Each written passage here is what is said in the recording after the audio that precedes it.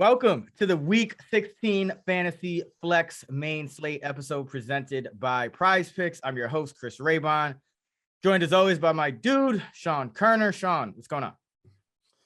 Not much, crazy ass week, but at least it gives us Tuesday night football, right? Yeah. So pretty excited for some action tonight. I have a handful of props out there. So yeah, it's kind of like a gift for the week we had is 2 extra games tonight. Yeah, should be interesting. And who knows if we'll get more the same in week 16.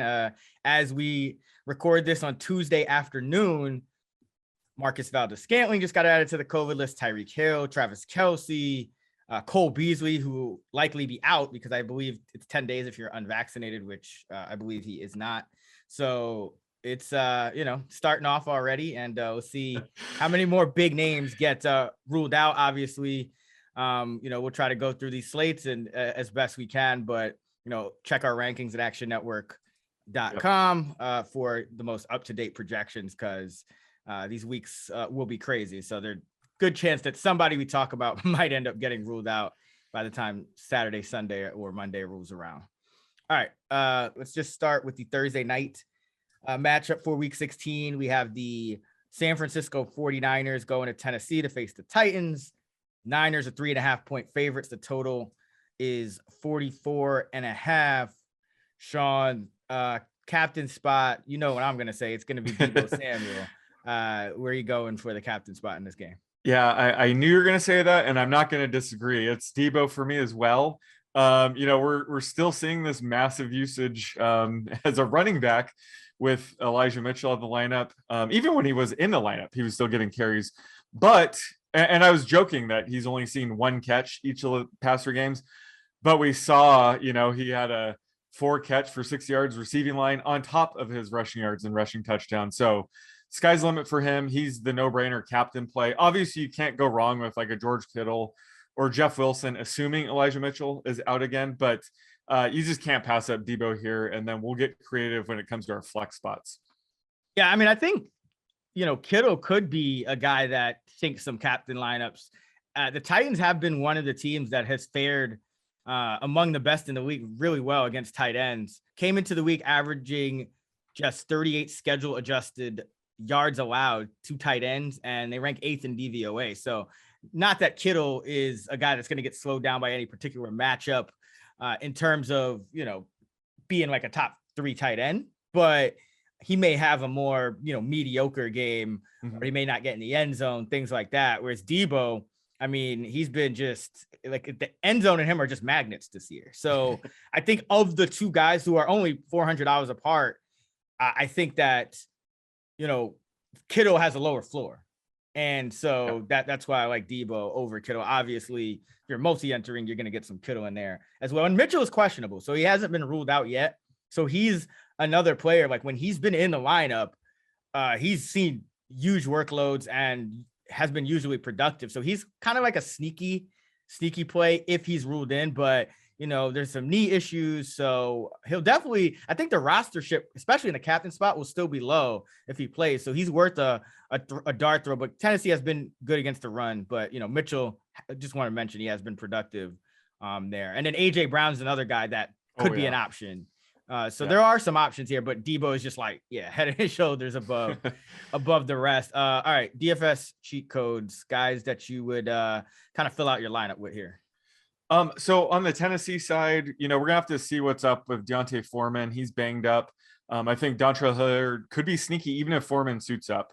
If this turns into a negative game script, we've seen Hilliard sort of dominate in situations like that. But on the Tennessee side, it's just tricky right now. Like you said, AJ Brown, he went through walkthrough today, I believe. So he's trending in the right direction. If he does play, I'll like him as a cheat code or the captain slot. But if he's out again, guys like Cody Hollister, Chester Rogers should see quite a bit of playing time. So it's worth taking a flyer on them. I think Nick Westbrook-Akina will be the number 1 weapon for the Titans if Brown's out, but they're going to put all the resources into shutting him down. So I think Hollister or Rogers would be kind of the underneath guys I'll have flyers on. On the 49ers side, we didn't talk about him, but Brandon Ayuk is always a great, cheat code type of play, but I'm going deeper than that with Juwan Jennings.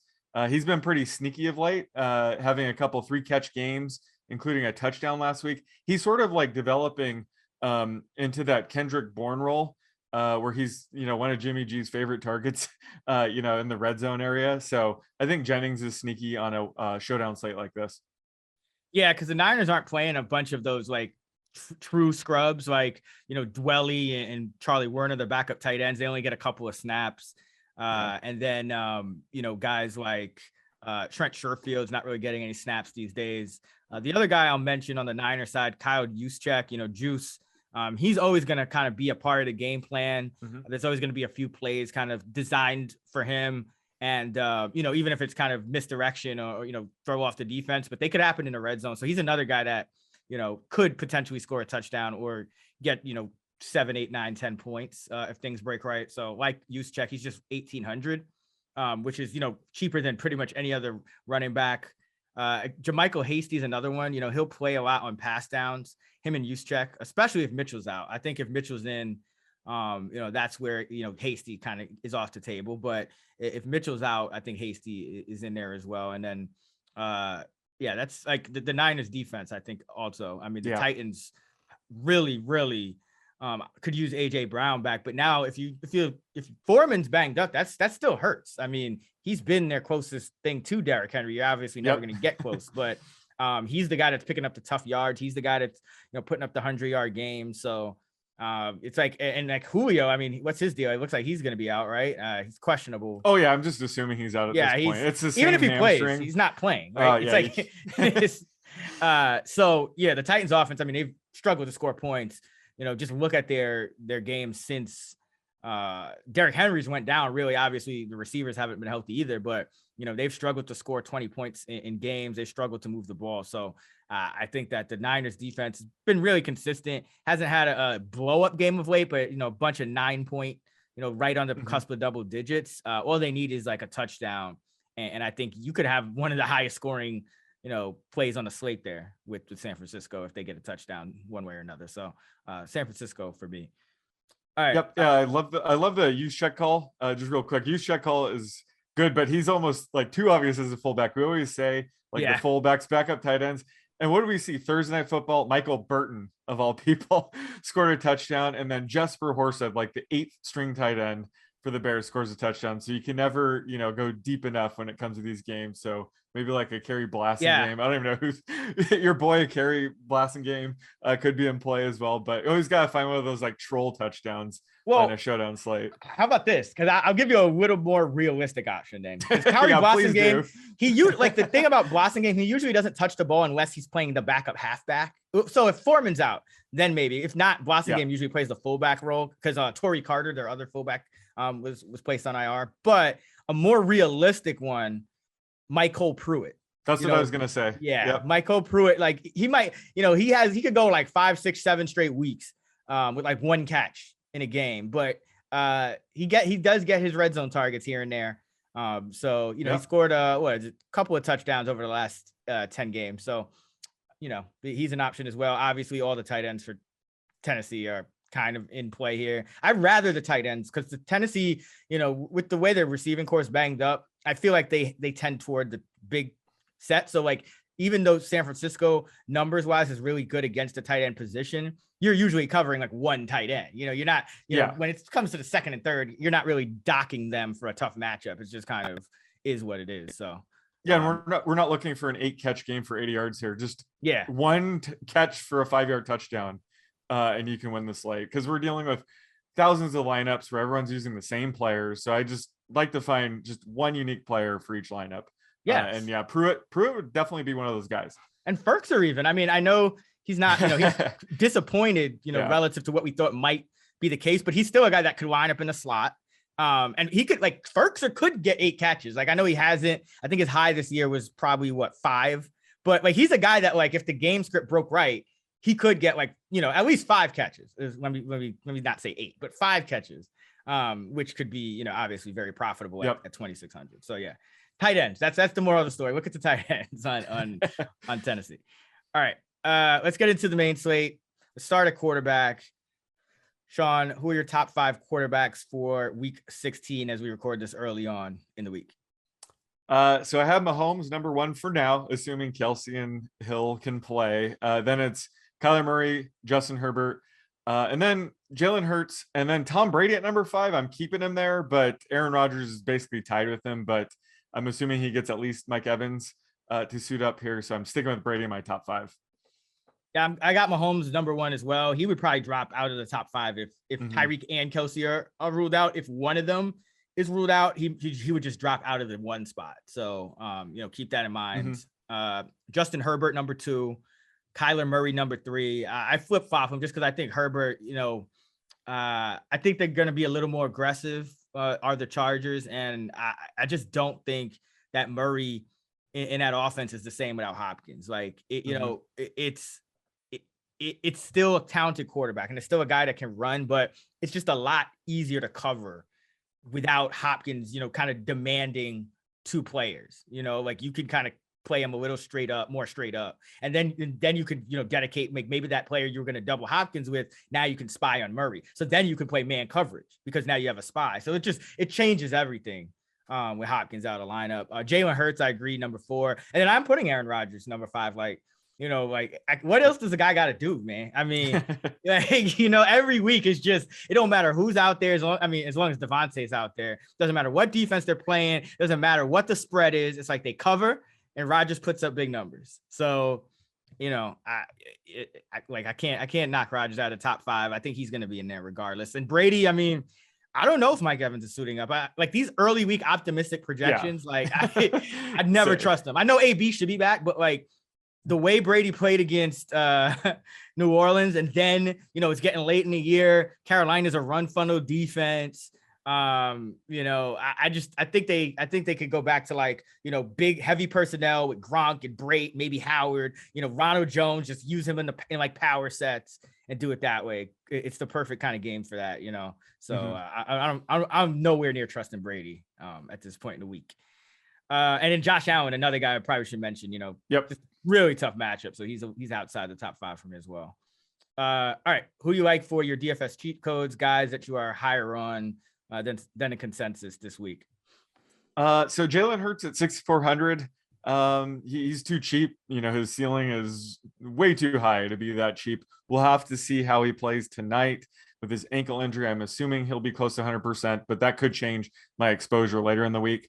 And then Joe Burrow, I mean, you called it last week where, he was facing man coverage, didn't really perform as well as you and I thought he would perform. But this week he plays another man heavy team and the Ravens.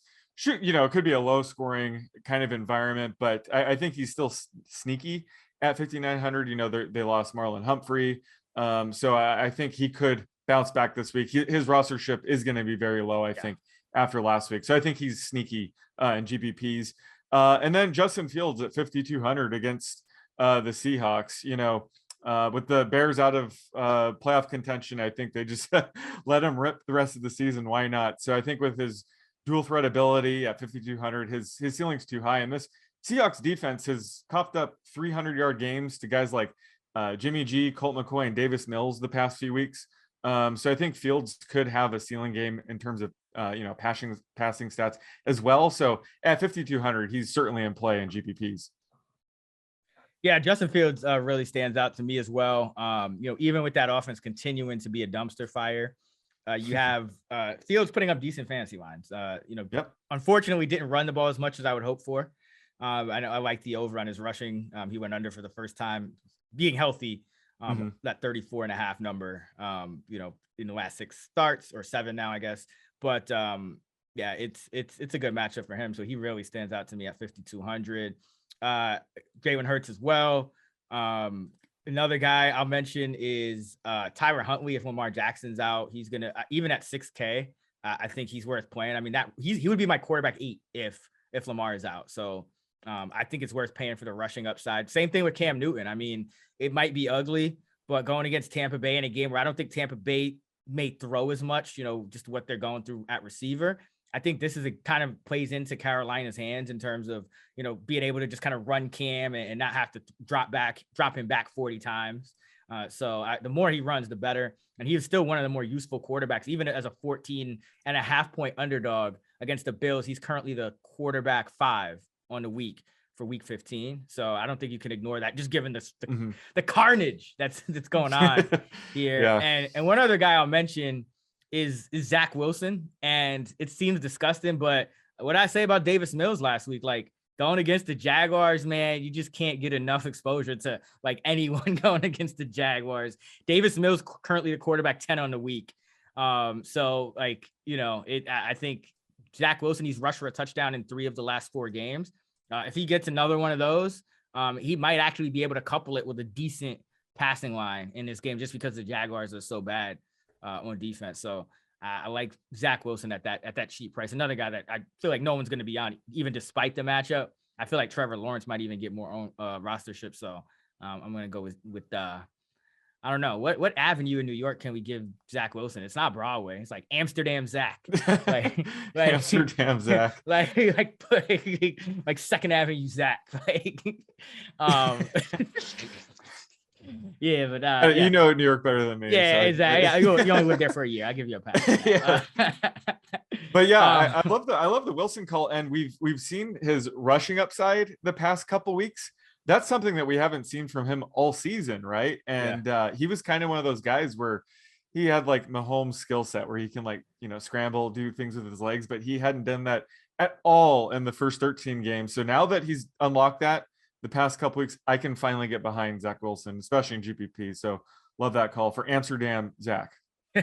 Yeah, and it's the rushing upside, that's really, especially this point in the year, it's the best chance we have to get value, because it's a lot easier to price these pocket passers, because now that we have a 14 game sample, when you're not rushing, the range of outcomes just shrinks, right? It's like you either throw for 300 yards or you don't, and you either throw for like 1 touchdown, 2 0, 1, 2, 3 touchdowns. Most, that's going to account for like 95% of the outcomes there. So the salaries are going to be pretty efficient here for these pocket passes, but this rushing, 6 points for a touchdown, you get a, more than double the yardage for rushing than passing. It just changes things a lot. So best chance at this point of year to find value. Sean, what's the prop for quarterbacks? So this is more of a thought experiment. So Patrick Mahomes passing yards, if both Travis Kelce and Tyreek Hill are ruled out come Sunday. So imagine they're both ruled out and Prize Picks is offering a number. Would you go over or under 248.5 passing yards for Patrick Mahomes in that scenario? Ooh. What is TJ Watt? He's good to go. Yeah, he should be good to go, right? I mean, he gets hurt every game. It's just like, does he play through it? He'll start. Okay. I'm gonna go under. I think you know why? Not only just because I expect Mahomes to be grossly inefficient targeting the likes of Demarcus Robinson, Mecole Hardman, Byron Pringle, Blake Bell, good Lord, and Noah Gray. When you put it that way. Yeah, but also I think this would be a situation where we would finally see Andy Reid run the ball, because Pittsburgh just getting gashed on the ground. I mean, Deontay Foreman, Dalvin Cook, go back a couple weeks. Who was it? It was, the Chargers back. I mean, everyone is just gashing this team on the ground as of late. Mm-hmm. So they have a real issue. And what do teams want Kansas City to do? Run the ball. So it's like, it actually plays into like the Chiefs' hands perfectly if they just ran the ball in this game for a variety of reasons. So yeah, I'll go under. I mean, Mahomes he's been looking good in some spots, but he's been struggling in others. And I mean, Tyreek and Kelce would change everything. So yeah, without them, I don't think the Chiefs will pass the ball a lot. And even if they do, I think Mahomes will struggle to get to that number. Yeah, I agree. It's a mixture of, he won't be as efficient or have as many explosive plays, but also the play calling will change. And I think this will lead me to one of my running back cheat codes this week. I think you already kind of hit on it, but I think the Chiefs will opt to be a run heavy team if both players are ruled out this week. All right, let's get into running back. Sean, who are your top 5 backs entering week 16? So I got Jonathan Taylor, number 1 last week. Never again. I'm never going to take him away from that number 1 slot. So he's back to number 1. Then Dalvin Cook, Austin Eckler. I'm sticking with Nick Chubb in my top 5, and then Zeke at number 5. Yeah, I got Taylor, Cook, Eckler, then Kamara, number 4, and then Najee Harris. Kamara, I don't know what that was against Tampa Bay, but I mean, we kind of expect that. We expect them to corral him. He split work with Ingram a little more than I'd like, but Ingram was also super ineffective. I think that you're going to see Kamara kind of regress to his normal season-long usage in terms of the snaps, because I just can't take him out based on that one game. But and same thing for Najee Harris. I mean, he played every snap at running back. So I like Zeke. He's just been so frustrating. I don't think he's healthy. They gave Corey Clement more carries than him 2 games ago. Pollard came back and Pollard outgained Zeke. Even though he was banged up. Yes, I can't. I'm not there with Zeke. Like I just go with the snaps and just play it safe with Najee in this spot. I mean, the Chiefs' run defense hasn't improved as much as their pass defense has. This could be a game where Najee gets like 10 catches because, I mean, what else is Pittsburgh going to do? Like, they have no time to throw the ball. So, yeah, I'm sticking with Najee, but Kamara makes me nervous. That's the one that's kind of like, that could go a lot of different directions. So I might shift that around a little bit. Obviously, check our rankings and projections later in the week for that. But as of now, I still have him in the top 5. All right. Who do you like for your DFS cheat codes and running back? Guys are higher on than the consensus this week in fantasy, all that good stuff. So I think, Samaje Perine at 4,400 is going to be pretty obvious if Joe Mixon is ruled out. It's not a great matchup for Perine, but he should be able to hit this just based on volume alone. I think if Mixon's out, Perine's going to definitely be highly rostered. So I think an interesting pivot play will be the guy that I said last week was one of my cheat codes, and that's Amir Abdullah at 4,500 against the Buccaneers. So similar thing as last week where, he has sneaky upside if, the Panthers are going to be in a negative game script. They like to use it more in the passing game. And we saw that last week. Now, with all the injuries on the Buccaneers side, I don't know if it's going to be a closer matchup this week, but right now, I think Abdullah's sneaky play, especially as a pivot play off of Perine. And then James Robinson, #free J-Rob. This is another great matchup for him against the Jets. And I was really bullish on him last week. Luckily, I hit because he got the touchdown, but the Jags weren't able to keep it close against the Texans. So hopefully they can at least have a competitive game script against the Jets of all teams.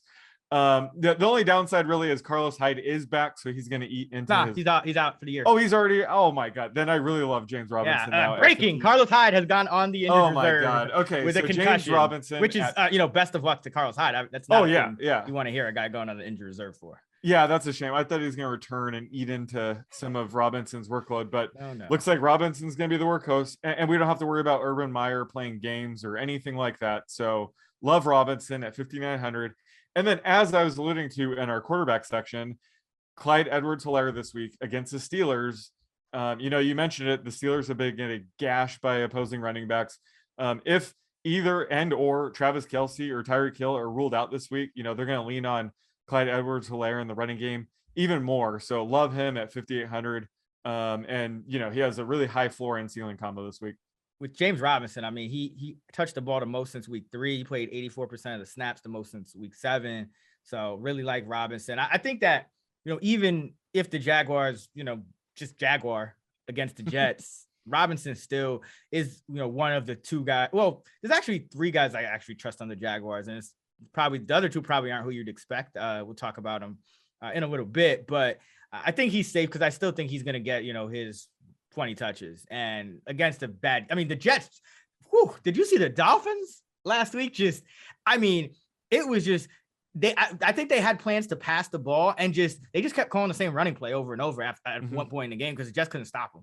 And it didn't matter if it was Duke Johnson, Myles Gaskin, they just couldn't stop him. So yeah, great spot for Robinson. I wouldn't be worried about game script. I think he gets his touches and his production regardless. I like Edwards-Helaire as well, though. I think Darrell Williams might be interesting if everyone gets ruled out because Williams might get some red zone work. And he has been a big part of the passing game when they've needed it, and they will need it this week. So that would be kind of like a Millie Maker, like large field kind of pivot there because I don't think he'd be highly rostered at all. So Josh Jacobs is another guy I like, going against Denver, small home favorite, double-digit points in PPR in 5 straight games. And that's because of his increased usage in the receiving game. Over the last 5 games, 5-2-9, 5-3 in terms of the receptions. So that's big. And targets 7-4-9, 6'4". So that we're not used to Jacobs getting that type of usage in the pass game. I think that really makes him a viable mid-range option in DFS that should have a high floor. Same thing for David Montgomery. Just a guy who's going to get his 15 to 20 touches in a game, and he's going against the Seahawks. Seahawks I think are not the best team at stopping a run, and a team that I don't know if they're going to run away from the Bears. We'll see how they play against the Rams, but Montgomery in 4 straight games has put up double-digit points, and he's only failed to do so twice all year. So Montgomery's another guy that's just safe, high floor guy that also is capable of having a high ceiling. Ronald Jones, love Ronald Jones this week. Looks like Fournette's going to be out. They say the reports are he's going to miss a game or two. So I think Ronald Jones here is just, against this Carolina defense. They've been they're bottom 20 against the run, but top 10 against the pass in DVOA. Obviously, they entered week 15. We don't have the updated numbers because there's still 4 more teams to play as we record this, but Devin Singletary had a pretty solid game for the Bills against the Panthers. So I think Ronald Jones here is in a great spot, because I think Tampa Bay, again, they'll go bigger. They'll probably put more tight ends on the field, and they'll go run heavier than usual. So big spot for Jones. And a couple other guys I'll mention, just kind of the bad team guys. Maybe they pay off in a big tournament. Rex Burkhead going against that Charger defense. Burkhead, he was ruled out by the coach. Then he came back and he got 15 carries. Like, it's like, what? Texans are going to Texan. Yeah. Texans are going Texan, but it is the Chargers, and the Chargers, their run defense has just been abysmal this year. So listen, it's disgusting, but running backs are always playing the usage first and foremost. So Chargers 31st in run defense DVOA.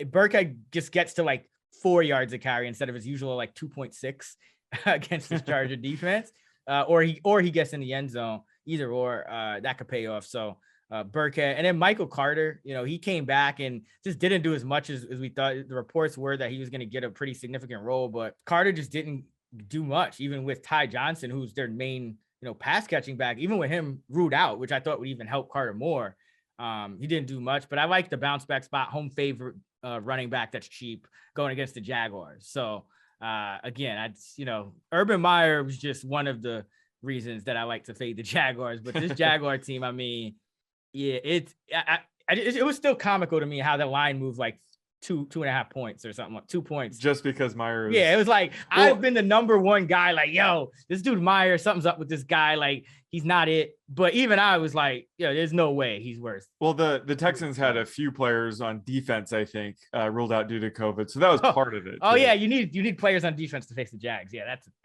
apparently you don't. All you need is warm bodies to face the Jaguars. Well, I'm saying why the line moved. I'm not saying I did that. I still thought your Texans +3 was good. Yeah, 3.5. I got it at 3.5. Yeah, three would have been a little more of a wash, because most, as we talk about all the time, games usually, those kind of games end on a field goal a lot of the time, unless you're playing the Ravens. Then it's like either the one or 2 points. But I digress. What is our prop for running backs? So I'm changing it up here because you talked about Ronald Jones. So assuming that Fournette is out, which I think we can at this point, how many receptions will Ronald Jones have? Because that's really the key to his upside in this matchup. They're without Gio Bernard. Keyshawn Vaughn dropped a horrible, Tom Brady was just shaking his head. So will they use Ronald Jones as the pass catching back? So I have his line at 2.5 receptions. You going over under that? Receptions for Ronald Jones. What's the line? Yes, 2.5. 2.5. So wait, here's the question. Yeah, because I don't bet reception lines a whole lot, or especially overs. If I have it projected over, I have it at 2.7, but would you bet it at not until it got to 3 in that situation? Or am I over regardless? Just because so 2.7 means 2.5 is a coin flip. Yeah, that's what I figured. So if you're projecting 2.5, the under should be minus 130. Just because it's a distribution that's heavily skewed towards the positive side. So 2.7 means you're right in line with my projection at 2.5.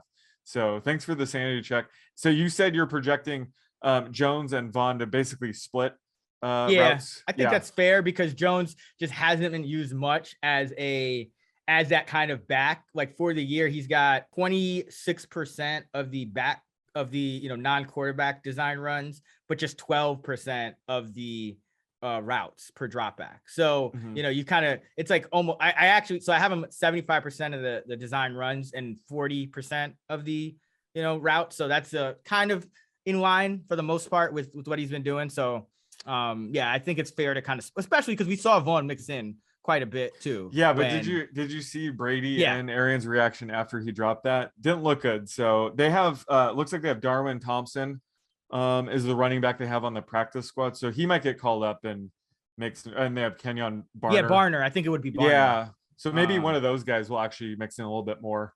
Yeah, probably not though. It'd probably just be a lot of Ronald Jones. Like that's what I'm Arians thinking. Seems like the kind of guy who he just plays his best guys. It's like, yep.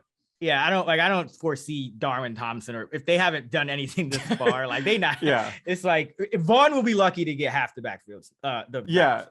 Exactly. And I'm not expecting Ronald Jones to get like Leonard Fournette 7 reception type of usage, but 3 to 4 catches with all the rushing work and goal line carries.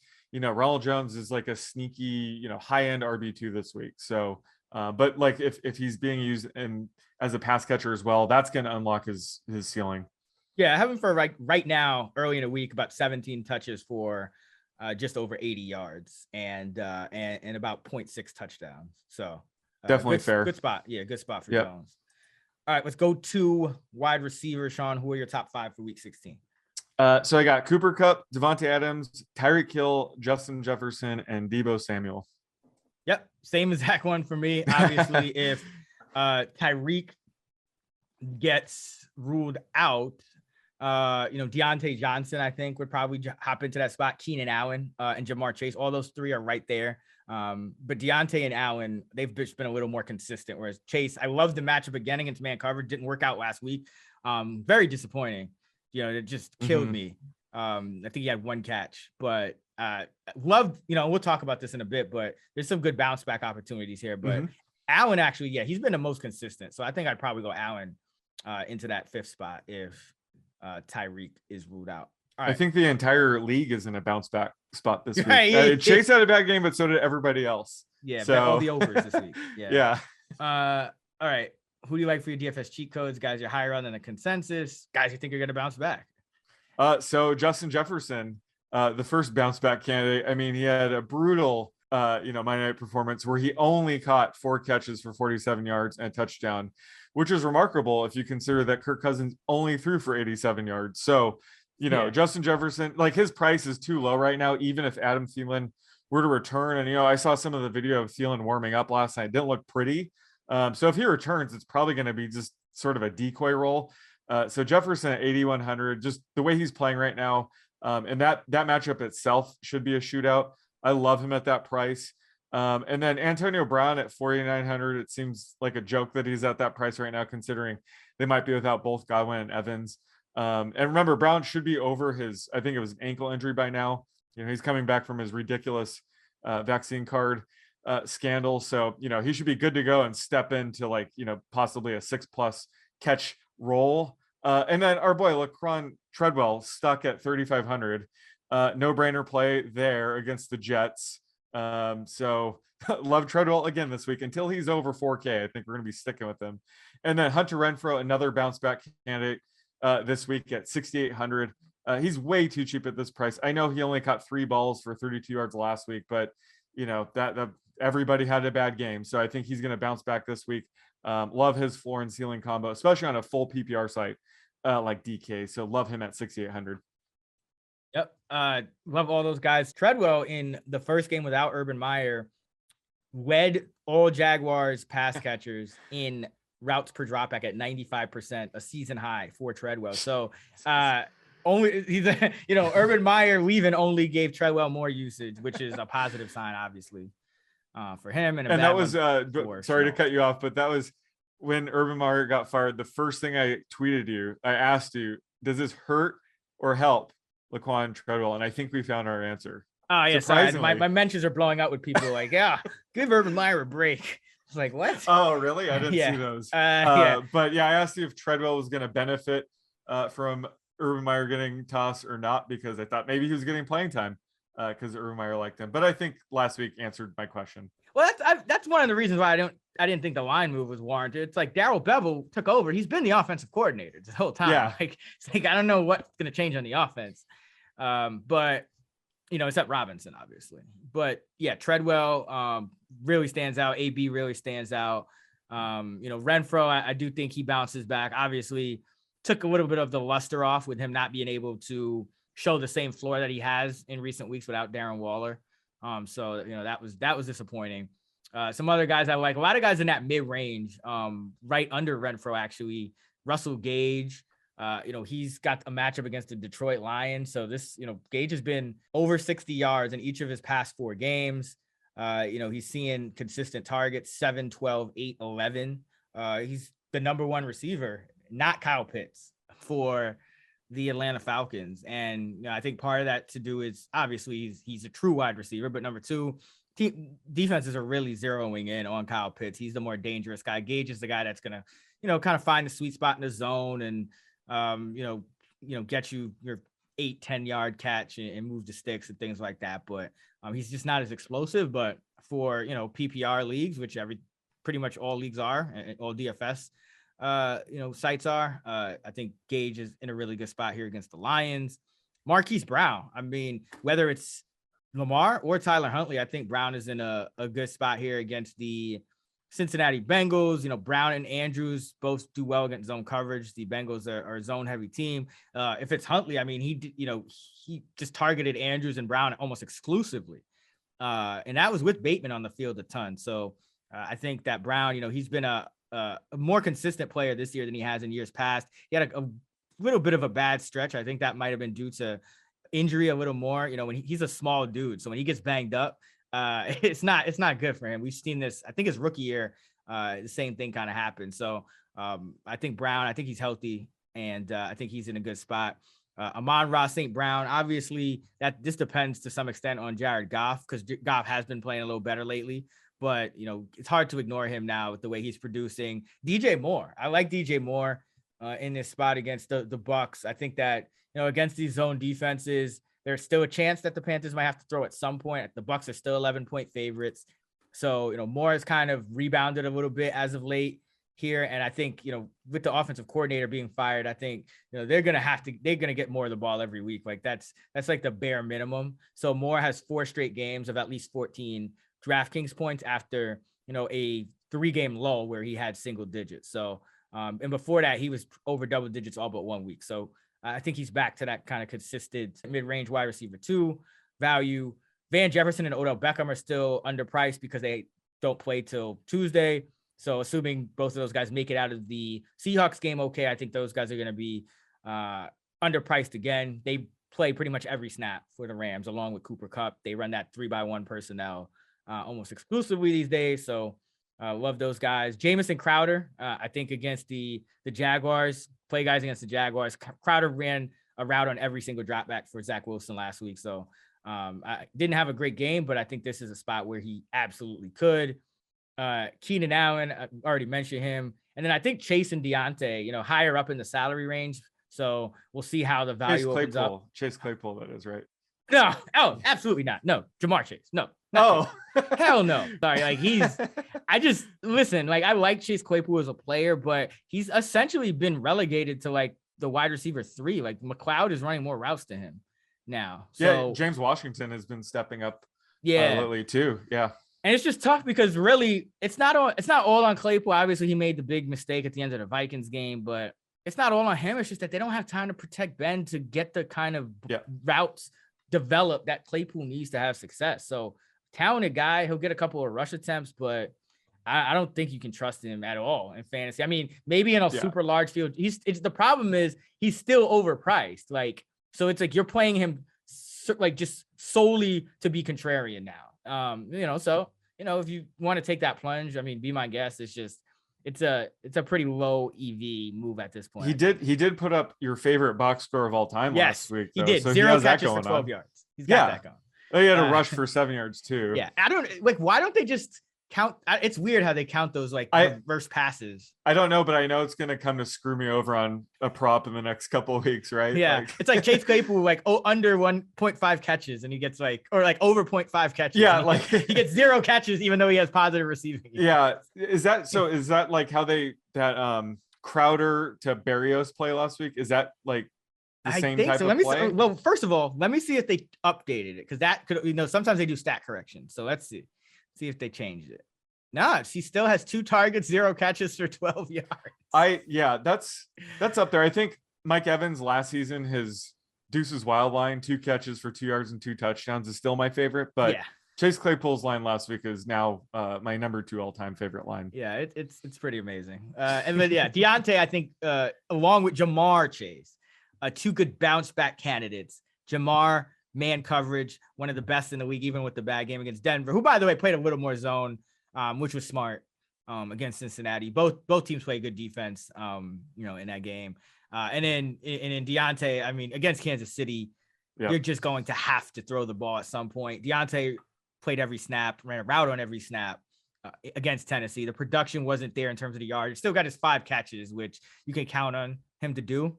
So against the Chiefs, they're going to have to do, even if it's in garbage time. I think Deontay gets his numbers. What is our receiving prop?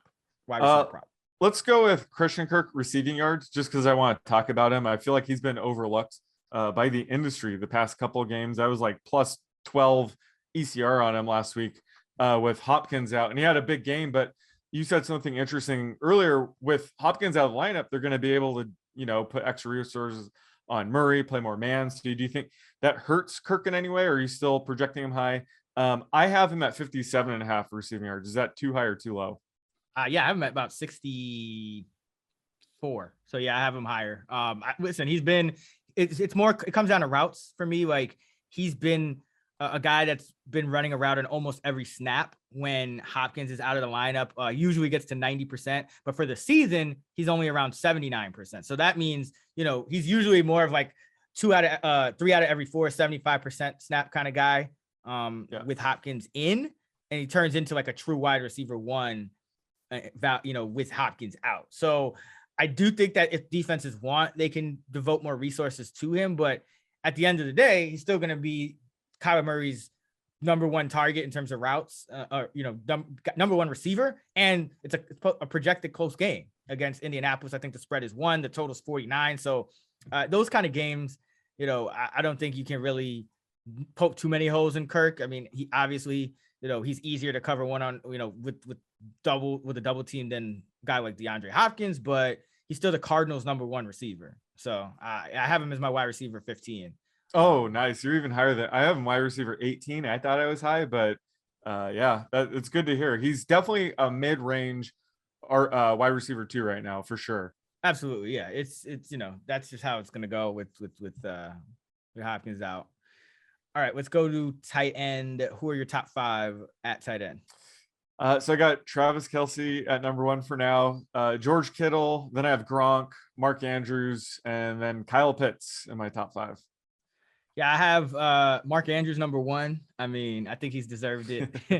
Kittle number 2, Kelce 3, just docking him a little bit. You don't know how he's going to recover off the COVID. He's been a little less, effective at times this year. And I just, I worry about a guy like that, other side of 30, just came off a game where he gave his best effort. I mean, the effort Travis Kelce gave in that Chargers game was like amazing. I mean, even the play, didn't he get marked down at the 1? Yeah. I mean, that effort on that one to run it. So I just feel like his body now, coming off that and then coming off a stint on a COVID list, I'd worry about him a little, even if he's ruled in. Obviously now if Tyreek is out, it might offset that to some degree, but like Andrews and Kittle, they've been, just as if not more consistent than Kelce this year anyway. And then Gronk number 4 should get a bit of an uptick in usage. Disappointing game against the Saints, but we could say that about everyone on the Bucs in that game. And then Darren Waller 5 if he comes back. If Darren Waller's not back yet, then it would be Kyle Pitts. So do like Pitts against the Lions. I don't think they're equipped as much, I know, I like Gage as well because he's just been super consistent, but I don't think the Lions are as equipped to kind of shut out Pitts as some of these other defenses are. So I agree with you on Pitts at number 5 if Waller's out. Yeah, I love the Mark Andrews number 1, not gonna lie, especially, if Huntley starts, I think it almost raises Andrews' projection. I mean, the 3 games that Huntley has started, Andrews' reception count has been 8, 11, and 10. So clearly, Huntley loves targeting Andrews, and he has the touchdown upside. Unfortunately, he can't hold on to 2-point conversions as well as I the mean, Ravens. I don't blame those on Andrews. Lamar had made a bad throw, and the other one was just covered. Like, Yeah, should have got a Brown. Brown was open. That's got to be a nightmare being part of that 2 weeks in a row. Yeah. Yeah. So, I mean, Mark Andrews, number 1, I could definitely get behind that, especially if Kelsey is out this week. All right, Sean, who are your top plays, DFS cheat codes, guys you are higher on than the consensus at tight end for week 16? I think we got to start with Gronk at 6,200. Obviously, there's no Chris Godwin, potentially no Mike Evans. So, they're going to lean on Gronk heavily here. You mentioned it earlier, and I'm thinking that they might, play more 2 tight end, maybe 3 tight end sets. So I think guys like Cam Brate or OJ Howard might be sneaky. Cam Brate, they don't use Howard. Like, that's a guy, he's in a doghouse, man. I don't know what's up with that. Like, because even when they use more like heavy personnel, I've been watching it. It's like Brate's numbers will go up and Howard's don't really go up. It's like, so doghouse. Brate's obviously the guy, but Howard has the skill set to take a long pass to the house or something. But yeah, I just think Brate might be sneaky if they use more 2 tight end sets with the injuries at wide receiver. CJ Uzoma, you mentioned it last week. He's good versus man facing the Ravens. They've allowed the 6th most fantasy points against tight end. So he's always a guy. He's at 3K. He has one of the highest ceilings of these types of tight ends lower down the list. So like Uzoma this week. And then Jared Cook, I think he's sneaky at 3,500 this week. Obviously I can't imagine Donald Parham being able to play after that scary concussion last week. So it could mean extra snaps for Cook, and especially in, the red zone. I think Parham is one of Herbert's favorite end zone targets. Clearly on that play that he got hurt was a touchdown pass. Or potential touchdown pass. So if, Eckler's out, Parham's out, Cook's a guy that could benefit. So at 3,500, love Jared Cook this week as well. I like that Uzoma call. I think, the more I'm, thinking and talking to you about it, like the Bengals are going to be such a great GPP play, that passing game, just because they had the same kind of matchup last week. It didn't pan out. I think, and it's another man coverage team. People are going to say, okay, well, they'll probably play more zone. They'll probably, we tried this last week. It didn't work. I think the rostership will be low. But remember, the Bengals put up 41 points on the Ravens in the first meeting. So, obviously second division game should be a little tighter, a little lower scoring, but I just think given all the circumstances, and especially with Mixon banged up, signs are encouraging, but it just feels like the Bengals could have a big day throwing the football here. So in GPPs, I wouldn't be afraid to go right back to them this week. For me, agree with Gronk. Kyle Pitts is back in the conversation with me. I know we mentioned him as a top 5 guy, but just, kind of been off of him for the last, seems like month and a half. But I think this is a good spot here finally for him. And he's a little bit cheaper. So I'll mention him. Dallas Goedert, cheaper than both. Now, the Eagles haven't played yet, so hopefully he makes it out without an injury or COVID. But I think this is a good spot for him against the Giants, who gave Dalton Schultz his first big game in 6-7 weeks. It seems like it. Right. Yeah. So, Dallas Goedert, and Dallas Goedert's just been beast. I mean, he's finally kind of come into what we always wanted with Ertz. It started kind of slow a little bit. It just wasn't that impressive. Like, he might have a good yardage total, but didn't get in the end zone. The plays didn't look that great, but lately, I mean, he's just been looking really good out there on the field. So like Goddard, I think Higbee, if he comes back, you could get him under 4K on DraftKings. I think that's an interesting spot. Just all the Rams, top players are going to always be in contention because Higbee's going to play pretty much all the snaps if he's back. And then one more guy I'll mention, we talked about him on the waivers pod, which is already out. You can go listen to that. But James O'Shaughnessy going up against the Jets, at tight end for the Jaguars. Not that many options this time of year that are super cheap, or that you can really rely on. So O'Shaughnessy, may not get you a touchdown, but in GPPs, all you need is that that 1 week he does get you a touchdown because he's been having pretty consistent usage out there. So the Jets, entered the week dead last in DVOA against tight ends. So I think this will be a possible spot where O'Shaughnessy might actually find the end zone. So like him as a discount option. So Kyle Pitts is the player prop. So I'm going to just throw this right back at you. But will he score a touchdown either week 16 or 17? I'm giving you 2 weeks. Will he score a touchdown over the next 2 weeks? I'm going to say no. Oh, so I hear, and I think my math is right. I know you can probably do this in your head better than I can in my head. Yeah. What do you got for this week? I have him at 0.27 for touchdown. So that's like close. That's still like a just under about a 25% chance of him actually scoring a touchdown, right? 1 in 4 ish. Probably lower than like 20%. 20%. Yeah, it's right around there. My projection's around like 0.31, so mine's probably closer to 25%. Okay, but yeah, I'm 20. Yeah, so if that's 20 against the Lions, and then who do they play next week?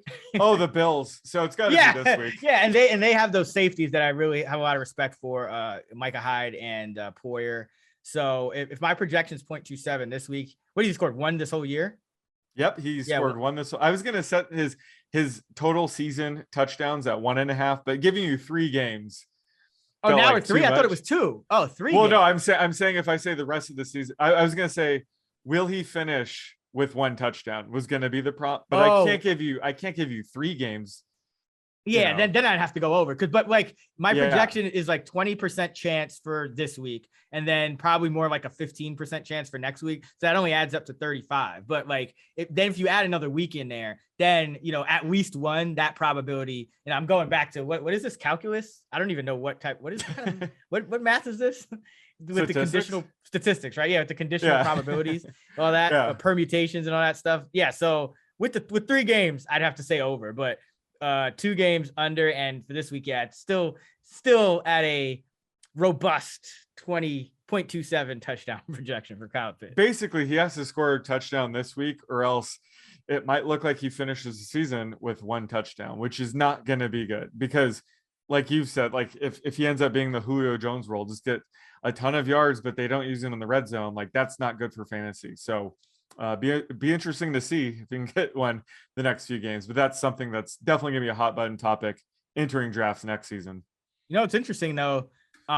We both were kind of a little lower on him in season long, and I think that was right, but he's gonna kill his yardage prop. I mean, he's at 847. He might get 1,000 yards. So the yardage, like you said, hasn't been a problem, and it's not that they're not using him or they're not trying to use him in the red zone. It's just that's what defenses are doing. And Matt Ryan, he's going to take what the defense gives him. He doesn't want to throw like a pick in the red zone. He's a veteran quarterback, so not going to force it in as much. It's been tough for Pitts, but he'd probably benefit like if Calvin Ridley were to return, like that'd probably benefit Pitts because like you said, they don't really have anybody else Russell Gage is a different type of receiver. He's not going to command double coverage or anything. So Kyle Pitts is just getting double teamed a bit too much right now. All right, let's go to the portion of the show where we build our DFS lineups. We do 1 on FanDuel, 1 on DraftKings.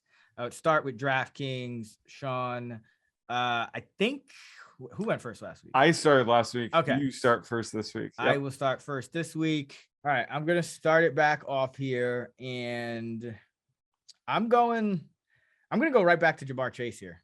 Nice. I think like I love a stud having a bad game. Obviously don't love it when he's in my cash game lineups, but this is how you play DFS, right? You got to go right back, be greedy when others are fearful.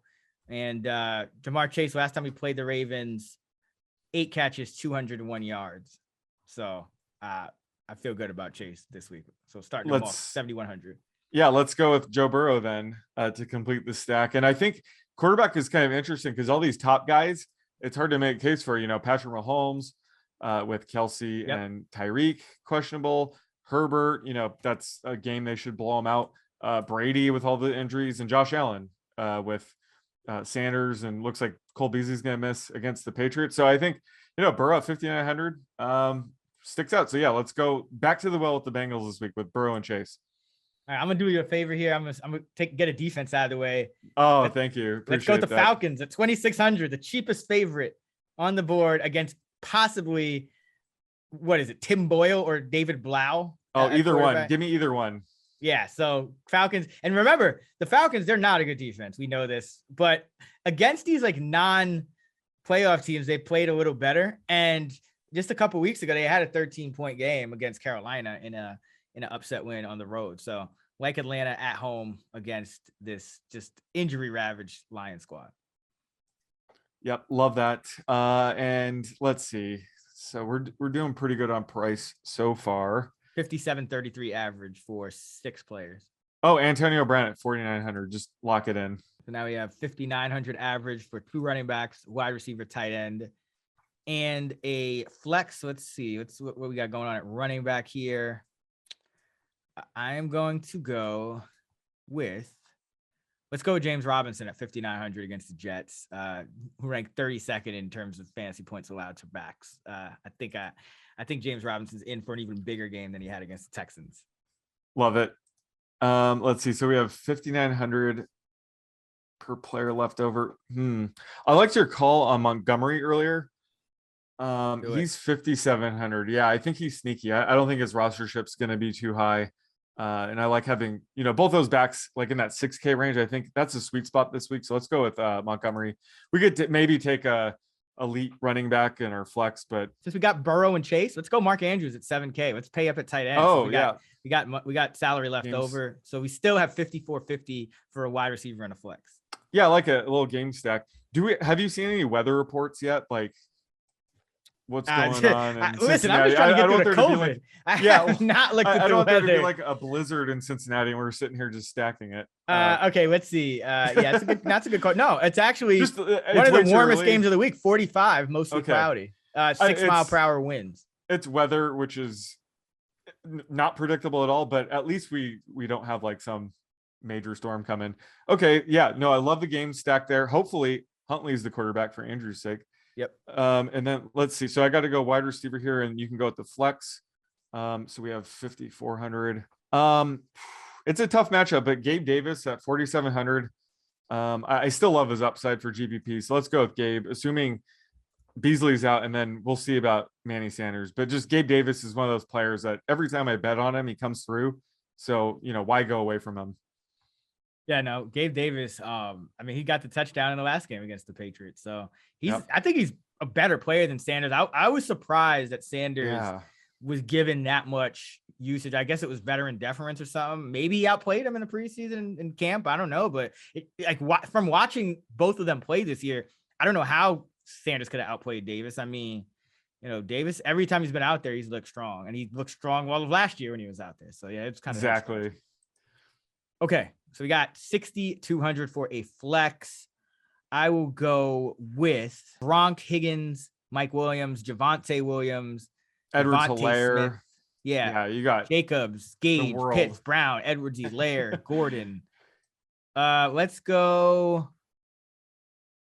Yeah, let's go Edwards-Helaire. I that matchup against Pittsburgh just sticks out to me. And even if Williams mixes in more on passing downs, I think that Edwards-Helaire has a chance to go for 100 yards on the ground this week. So that's what you need on DraftKings with the 3-point bonus. Yes. Yep. So, that leaves 400 on the table. It's a good amount. That means our lineup should be pretty differentiated, even if we do have some guys in here that end up with high rostership. So, Burrow, 5,900 against the Ravens. Running backs are Robinson at 5,900 against the Jets, and Montgomery, 5,700 at Seattle. And then Edwards-Helaire in the flex at 5,800 against Pittsburgh. So a very cost-effective backfield, 57, 58, 59. Then we got Jamar Chase, bounce back spot against the Ravens at 7,100. Gabe Davis at 4,700 against the Patriots, and Antonio Brown at 4,900 against the Panthers. Mark Andrews, the tight end, at 7K. The Falcons defense at 2,600 against the Lions. All right, let's go to FanDuel, and you can start us off there. All right, let's see. So FanDuel, ooh, the prices are all over the place. Love it. Let's go with let's start with Josh Jacobs at 6,800. He sticks out there. Disappointed yesterday. I had his over 58 and a half rushing yards. He had like 52 in the third quarter, and he just didn't. You know what? I don't even want to rehash it. Let's go with Josh Jacobs here. I think he bounces back. Oh man, it wasn't his fault, to be honest. No, it was that Carr just ridiculous interception. I don't know why they didn't just run the ball once that drive. They had time. They just needed a field goal, and they just chucked it up for that ridiculous pick. So that, Jacobs going under his prop wasn't his fault. That was more coaching staff, Derek Carr, but love him this week. All right, let's go with Ronald Jones here at 5,400. Jones is more of a FanDuel play, just because, as you mentioned, the receptions may not be there. So 5,400, that leaves us with 6,829 for our remaining 7 players on average. Let's go with, so we went with Andrews on our DraftKings line. Let's go with Marquise Brown for this one. He kind of sticks out 6,400, just super high ceiling, and he's more of a FanDuel guy. He's not really a PPR kind of guy. So let's go with Brown here and tap into his upside. All right, so I'll go with Goddard here, 5,900. Fingers crossed that he survives this Tuesday game. Well, but 5,900 is too cheap for Goddard against this Giants defense that again gave a big game to Dalton Schultz. So Dallas Goddard, 5,900. That gives us 7,100 average for quarterback, 2 receivers, a flex, and a D. Love it. And I do like Hurts and Lamar Jackson on FanDuel. We don't know if Lamar's going to play. So I guess let's go with Hurts. And again, cross our fingers, hope he survives tonight. But yeah, Hurts is too cheap on FanDuel at 7,700. So we'd have, we have a pretty healthy salary because we have 6,950 average, but we haven't taken a defense. Oh, yeah. So we can definitely spend up. Yeah, we can spend up. I am going to go with, let's go with our boy Deontay Johnson here at 7,400. I mean, every week he's getting his catches, bounce back spot. So may lower his rostership a bit. And he's 300 cheaper than Allen, who we could also use. But, Allen kind of, I think is going to be on people's radar a little bit more than Johnson, just given what happened, last week. So let's go Johnson at 7,400. That gives us 6,800 for wide receiver 3. Or, a wide receiver, a flex, and a defense. Well, I'll do the dirty work here and go with the defense. I'm looking at either the Jets or Jaguars as potential plays. No, I'm going to say, don't go with the Jaguars. How about the Jets then? Sure. I mean, Robert Saleh, defensive guy. Jaguars, terrible team. It's like, sure. 4,100. Yeah. So we're going to do it. We're going to spend 4,100 to get the Jets, but that's how defense is. It's completely unpredictable. So let's go the Jets here. All right. So that leaves us 8,150 average here. So good Lord. Pretty much regardless of what I do, you're gonna have a good amount for the flex. I'll go receiver. So yeah, let's go Keenan. Let's go. Wait, actually, no. Who do we have at running back? Just because I don't need to. I don't want to leave you too much here, and then it's like it's nothing. Yeah, let's kind of plan out the next 2 picks. All right, you know together. What? Let's just Cooper Cup it. That's what I was gonna say. Yeah, let's do it. Tyreek, iffy like Cooper Cup, there could be a even bigger drop off than normal. So all right, so yeah, you still got 6,500. So and that's wide receiver or running back or a tight end for the flex. So you have some options. Yeah, I'm looking at Javonte. Oh, Edwards-Helaire is under. He's 65, right. So we wouldn't be leaving any salary on the table, but we could do that, and we could also switch our defense if we needed to. Yeah. Okay, that's I can get behind that. Let's go with Edwards-Helaire there, and maybe we can spend down at defense. I like that idea. Okay. Right. We can go. I don't want to go Jaguars. I just don't. That's want to do it. Yeah. I believe. What about the Raiders against potentially Drew Lock at 3,900? So yeah, that would correlate nicely with our Josh Jacobs. Yeah, let's do that. Yeah, let's do that. Oh yeah, Drew Lock. Yes, absolutely. Yeah, I mean, I don't think Teddy's coming back. I mean, it's possible. Not that. I mean, no, but that makes a huge difference if it is Drew Lock. You think? Yeah, my projections are going to go up for the Raiders D. So yeah, love that. Let's say Drew Lock starts. Raiders defense, Josh Jacobs stack. Love it.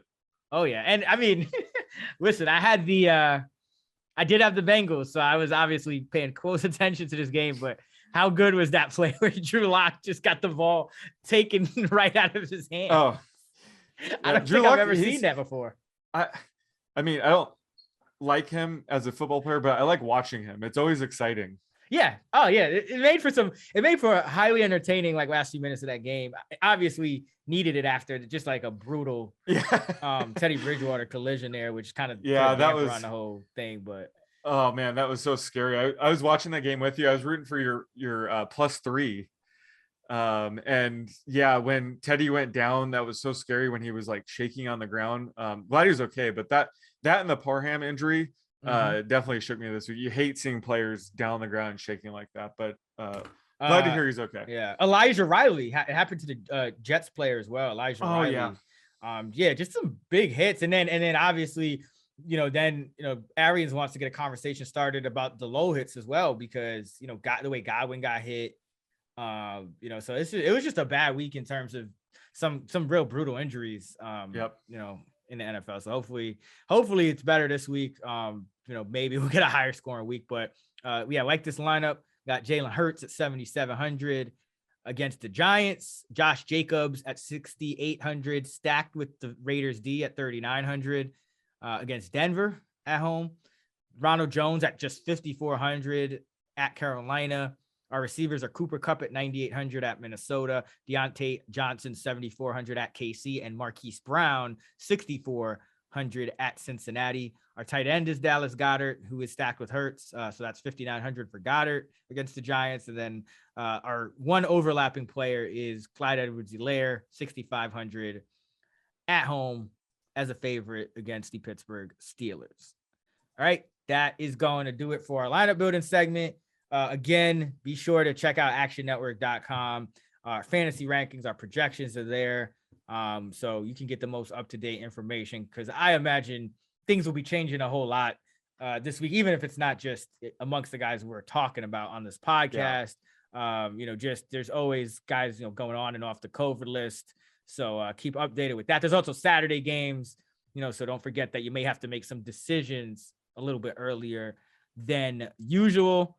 You can find Sean on Twitter at @_oddsmaker. You can find me at Chris Raybon, and you can find us at those same handles on the free award-winning Action Network app where you can track all your bets or follow ours. Be sure to check out fantasylabs.com as well for our DFS content, tools, and models. Until next time, let's get to shmoney.